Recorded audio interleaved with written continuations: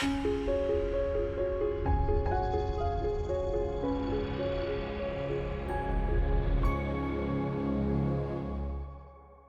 guys, I'm Susanne. This is Jeremy. We just wanted to welcome you back to another episode of the Imperfect show. And this is where Jeremy and I just talk about life things, family things, couple things. And this week we wanted to talk about the topic of love. And the reason that we want to talk about this is just because we've kind of been talking through some of the things that we're dealing with during this time that we're all kind of going through, and just the way that we are moving through it in a good way.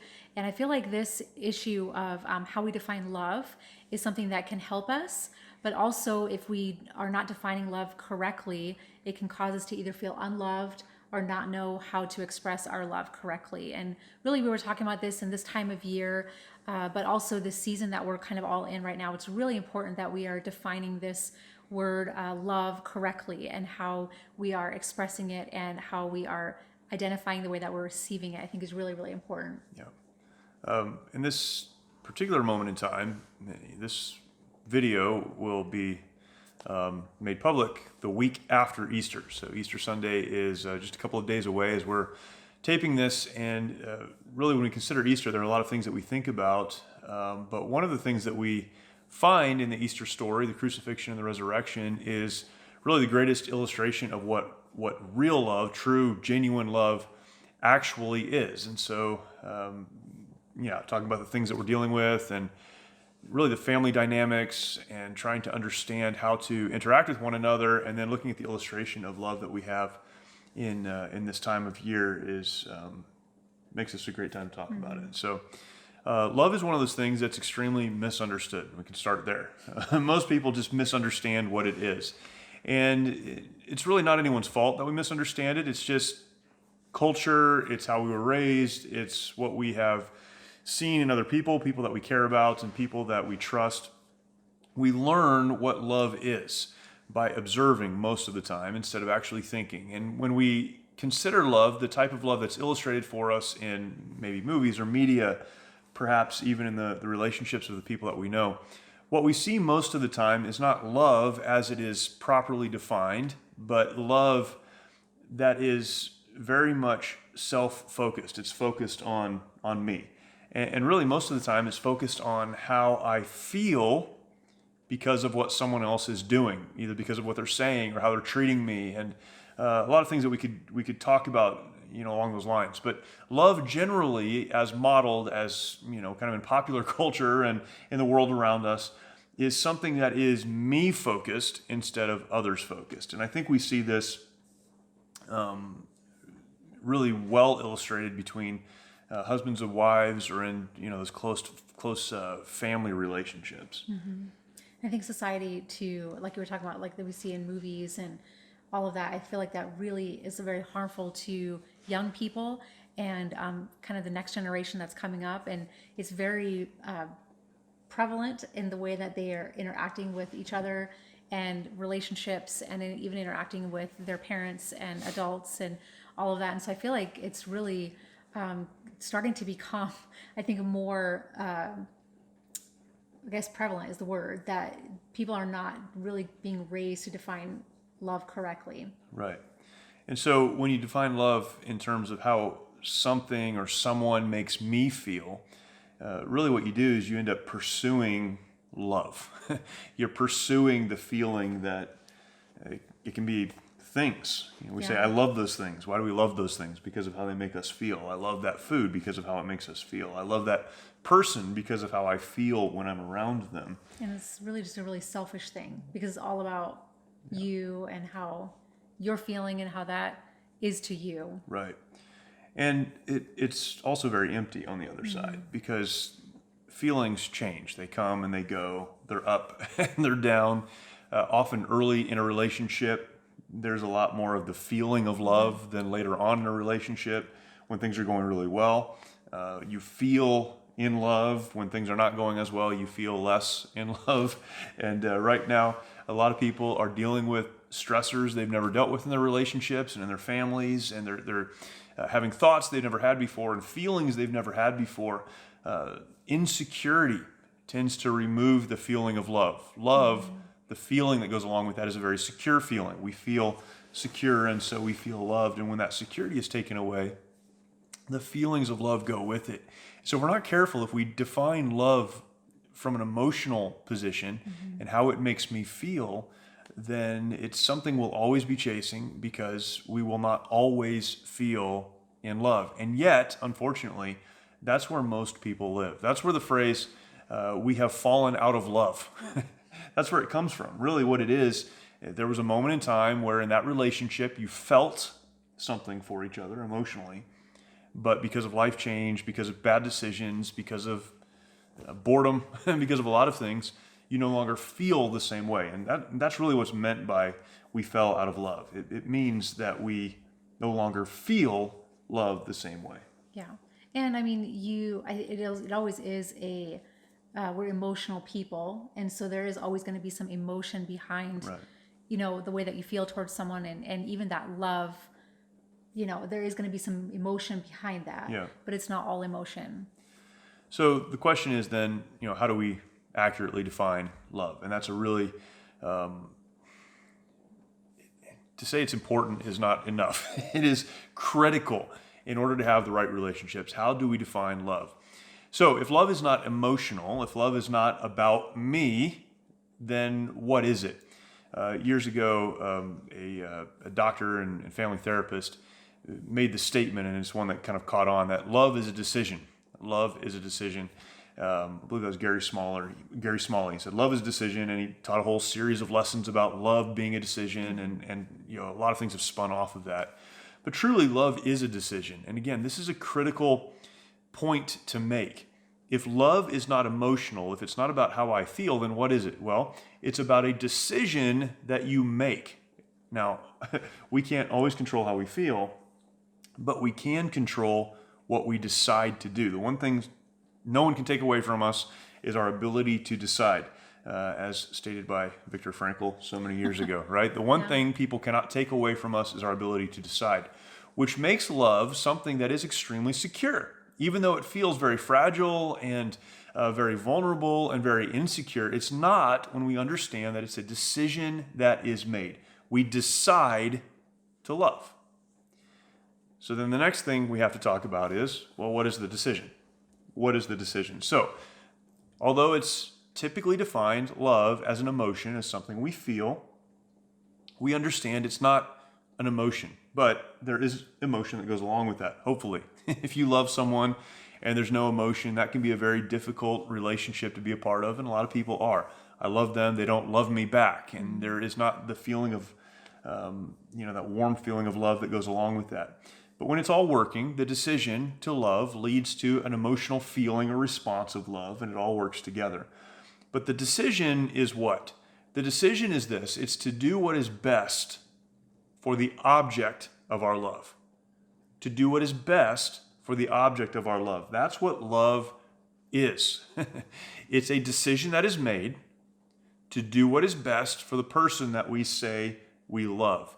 And that's very, very different than defining love as if it is some kind of an emotional response to the people around us. Yeah, because when we emotionally respond to that, instead of just deciding that no matter what they do to me, no matter what circumstances we find ourselves in, I'm going to love them, and we allow that to be a decision, then it's every relationship that you find yourself in, whether that's a marriage, whether that's friends, whether that's parents, siblings, children, it doesn't matter. When you decide that this person, I love them, and because of that, I'm making this decision to do whatever is best for them, not what's best for me, then, you've heard unmet expectations. A lot of people, they say that, this person maybe I love them, but they don't love me because they haven't met these expectations for me. So because they have not met these expectations that I have of them, that must mean they don't love me.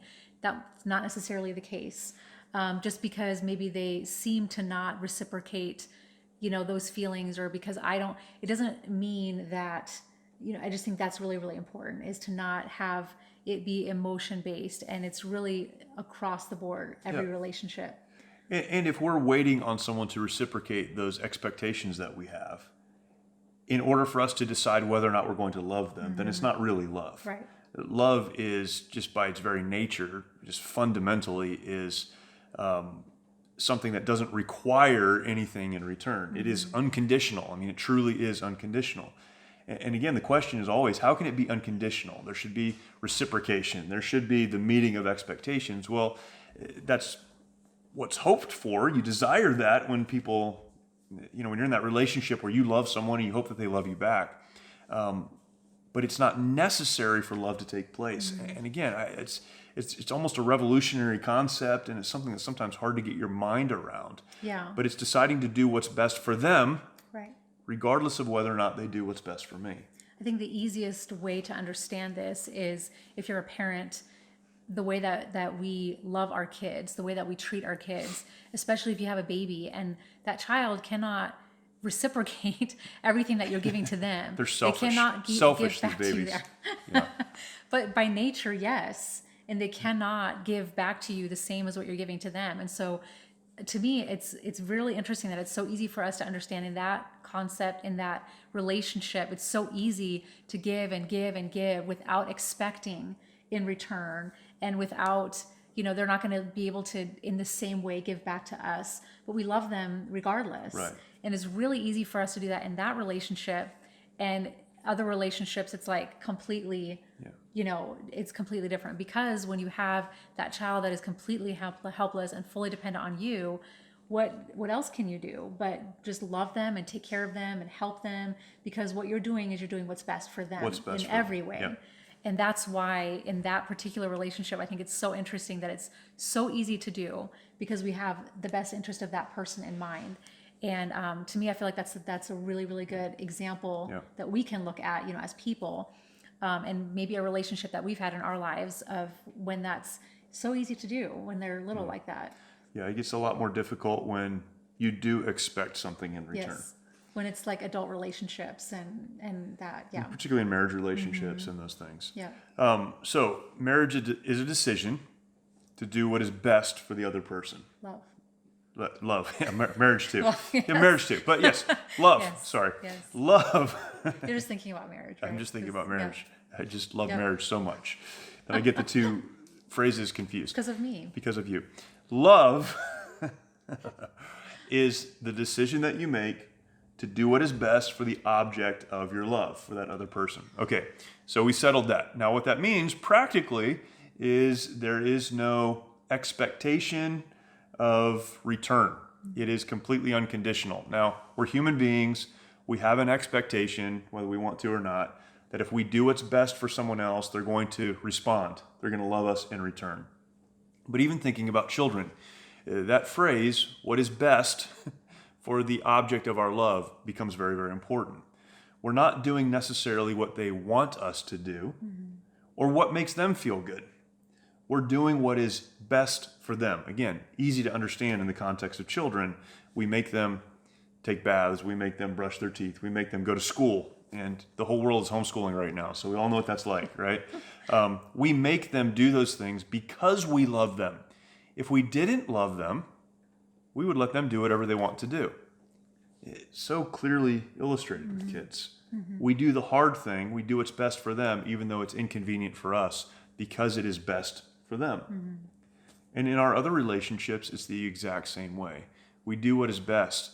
I've talked to many families who have older children, and their kids are doing things that are completely out of control. These children are now young adults, and the parents don't want to let go of them, don't want to help them to move on, don't want to step back and just let them make their decisions, because they'll say something like this: I love them too much to let them do that. I love them too much to take my hands off of them.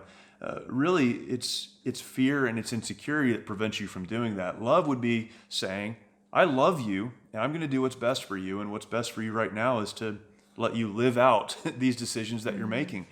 They may hurt you, they may have some negative consequences, but love is me doing the hard thing that ultimately will be the better thing for you. And this is a difficult thing for us to understand and sometimes play out, but it is making a decision to do what is best for the object of our love. Yeah. It's I don't really have anything else to add to that. I just did such a good job on that. Did such a good job. But yeah, no, it's really difficult like what you were saying, when your kids get older and they start making decisions, and sometimes it's insecurity and the other things that you mentioned, but it could be just be selfishness too, because you don't want them to make you look bad. Right. You know, want what's best for you instead of what's best for them, and what you want is for them either to stay home all the time Yeah. and never leave you or never move away or never, when in fact what's best for them is to pursue whatever, you know, they're needing to do for them in their life. And even if they're making right decisions, sometimes that's difficult because sometimes what's best for them is to be excited for them and to be helping them to pursue what it is that they feel like they're being called to pursue. And so sometimes that's the best for them, and that would be, you know, in a positive way. You know, they're making good decisions in their lives, and sometimes out of selfishness we want to discourage them from doing that, or let's think about this some more, maybe you should look at this other thing, because we want so badly to hold on to them and to not let go. But out of love we need to encourage them to pursue that, encourage them to move forward. So that would be kind of the other side, I guess, to you know, them making positive decisions, but us encouraging them in that way because that's what's best for them, and showing love to them in that way as they're getting older. For not having anything to say, you had a lot to say. Oh, sorry. You had a lot to say. Yeah. And you know, along with that, again, is a proper definition. So in the beginning, we said, if you don't properly define love, you don't know how to love. But if you don't properly define love, you may not feel loved. Mm-hmm. When you discipline your children, when you do what's best for them, even when they may not want that to be done, you'll hear something like this with little kids, and hopefully not with your older kids so much, but with little kids, you don't love me, or you wouldn't do that. When the reality is, it's the complete opposite. It's true. We love you so much that we're willing to do that. But even in our own, you know, a marriage relationship or those close relationships, we can feel the same way. Well, they did that because they don't love me. When often the reason people do the things that they do in the context of your relationships is because they do love you. Now, hopefully it's not hurtful or harmful. It's not with malice, and that's not what we're talking about. But it's doing something that is uncomfortable, saying things that necessarily that aren't necessarily those, you know, those happy conversations you want to have, but they're needed conversations. Yeah. And you do the uncomfortable things and the difficult things because you love someone. But if that someone doesn't define love correctly, they don't always receive it that way. Yeah. I really, we've talked before about the organization that we work with, and Mighty Oaks, and working a lot with military families, and Jeremy having been in the Marine Corps, and us having experienced some of these things ourselves, but then now also talking to a lot of other military spouses and wives, and it seems pretty common for women or wives whose husbands are, you know, the military or law enforcement, to maybe feel like their husband is keeping something from them if they don't share everything with them that maybe they've experienced, or, you know, something that they've, maybe a traumatic experience that they've had in their lives, or something that they've been through. And when really out of love, and if you're defining this word love correctly, seeing or doing things because of what's best for the other person that you say that you love, sometimes it might be in your best interest as his wife for you maybe not to know some of maybe these experiences that he has had, and for you not to know, you know, maybe those kinds of things that he has been through, because he loves you so much that he does not want you. He's looking out what's best for you. And it doesn't mean he's keeping anything from you. It doesn't mean he's looking out to hurt your marriage or hurt your relationship, but maybe that's what's best for you, is to not, you maybe kind of know everything as it comes to situations like that. And so that's kind of, I think, what I think of when you were saying, when you were talking about that, as far as like a marriage relationship, or maybe sometimes dealing with hard things. It seems like that's come up quite a bit recently, that and it's nothing bad. It's not like it's like you're hiding something, right, or anything right, like that, or maybe right. not, or lying. yes Right. That's not what I'm talking about. I'm talking about maybe something that they've been through, something they experienced at work, or something that was very traumatic to them, maybe them not wanting to share all the details with you. And I think that should be okay. Yeah.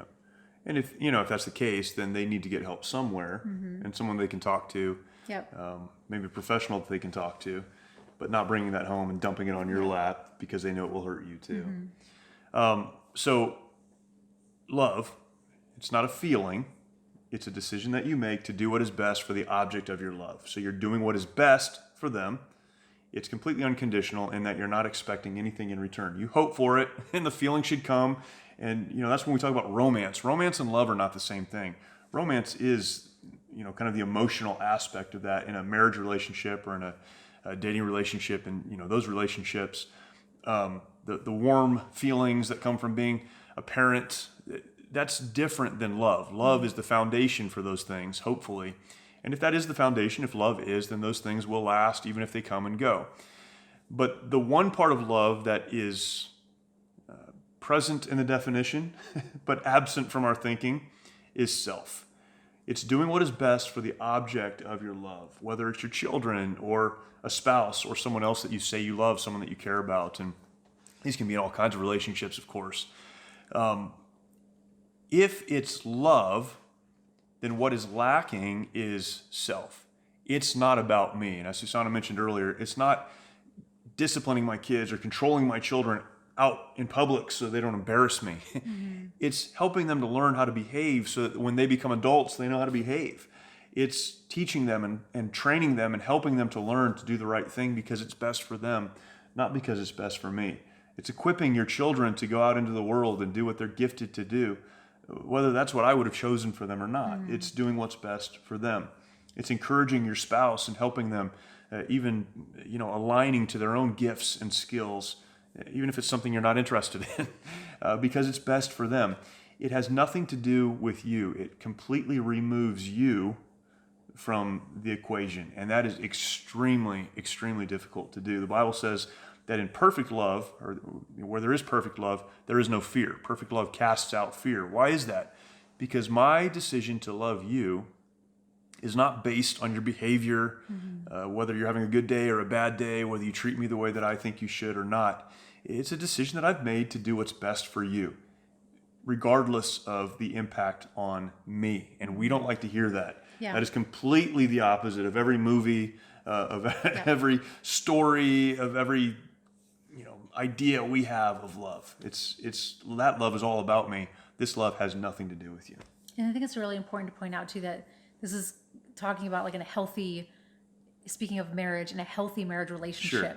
Where there's no abuse taking place, where there's not, a reason that maybe you're seeking counsel because of something traumatic that's happening in your relationship right now. We're talking about like a healthy marriage relationship to where you are truly looking out. Each of you at the same time are, doing what's best for the other person. And so that's really kind of what we're talking about here is completely regardless of, whether they're having a bad day or not, or whatever, in a healthy marriage relationship where you're looking out for the best interest of the other person, regardless of how that. Right. And I like the example you gave with, encouraging the other person to do things according to their strengths because you want what's best for them, even though it might not be something that interests you. Right. And I think a lot of times, we try to find things. It's nice to have things in common. Sure. It's nice to have things that you like to do together and all that. But sometimes it's okay to encourage your spouse to go pursue this thing, a sport or a hobby or something that even a career of some kind.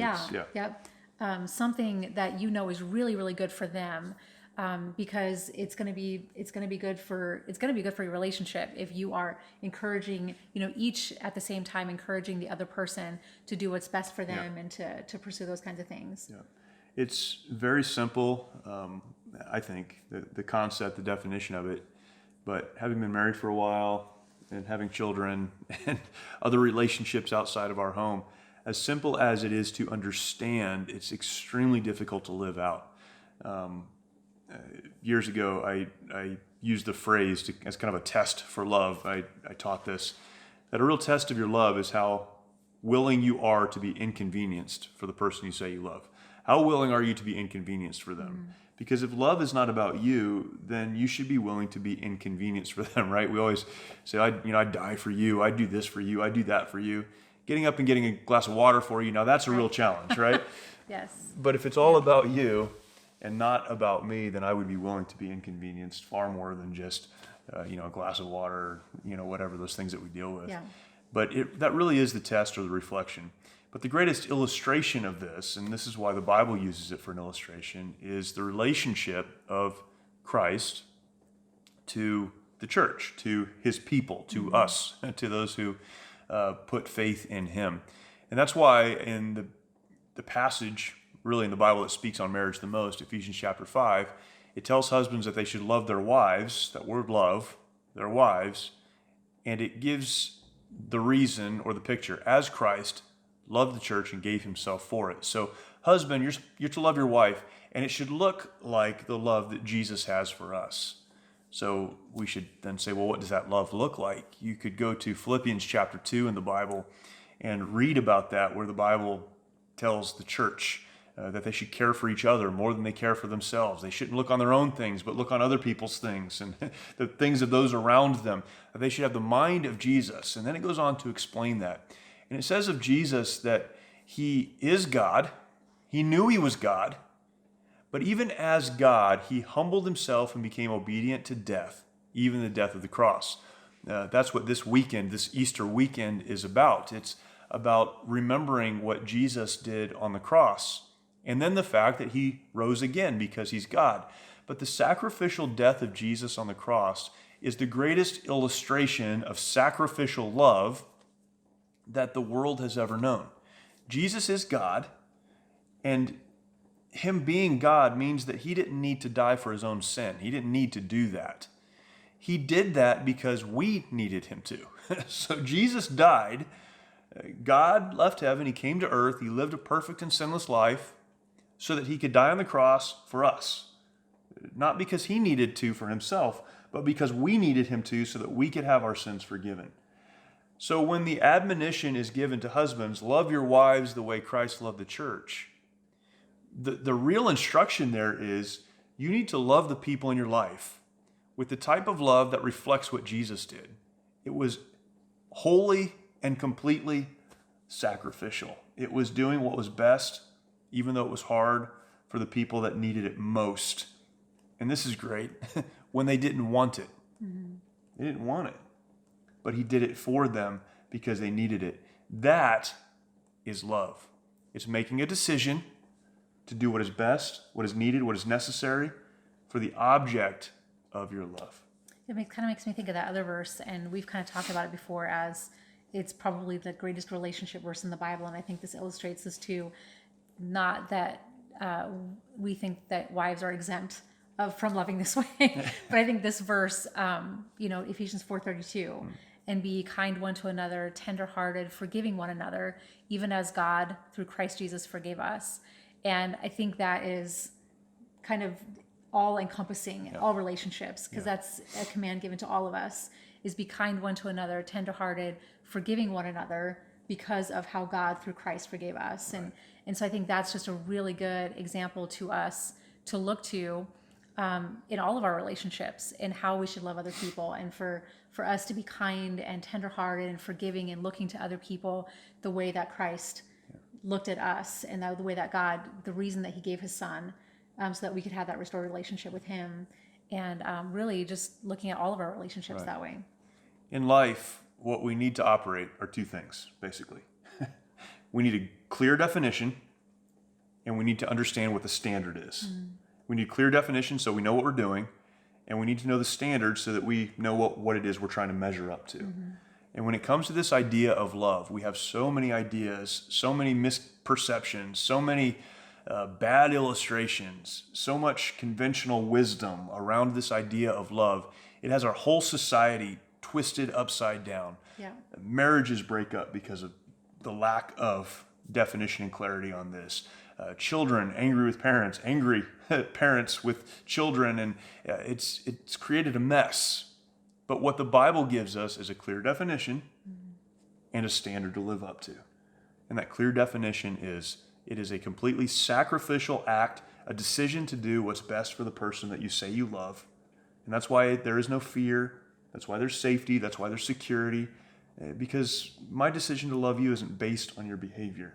And again, you said this, in the right kind of relationship, abuse and those things, that's a different conversation entirely. But in normal relationships with ups and downs and good days and bad days, the definition is, I will do what's best for you because I've decided to. That's love. And the standard, how far should I go, is Jesus. He is God, and yet sacrificially, out of a heart of love, for God so loved the world, that's John 3:16, that's why he did it. He did what was best for the objects of his love, and that's us. Mm-hmm. Seems so simple. Yeah. Just so hard to live out. Complicated. So hard to live out. And it's such a big topic. Like you said, there's so many things written about it and said about it.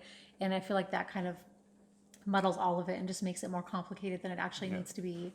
It really is a really simple concept. And that's why at the beginning of talking about this, I mentioned how easy it is for us to look at that in relationship to like a baby, and how easy it is to do in that relationship, and Yeah. how complicated it gets as they get older, or, as we deal with kind of our other adult relationships. But it really is as simple as that. And I feel like we complicate it way more than it needs to be. Yeah, like so many other things in life. Right. We complicate them. Yeah. So this week, as difficult as things are, change your thinking and change your perspective on what it is to love. Look at the people in your life not as those who can do something for you or should. Don't hold them to an unrealistic standard, but find ways that you can serve them, because really that's the heart of real love. All right. Well, thank you. Thank you, guys. Thanks for watching. Thanks for watching again. Yeah. If you have not yet, please do subscribe to the channel. Hit the notification bell. Again, that lets you know when more content comes online.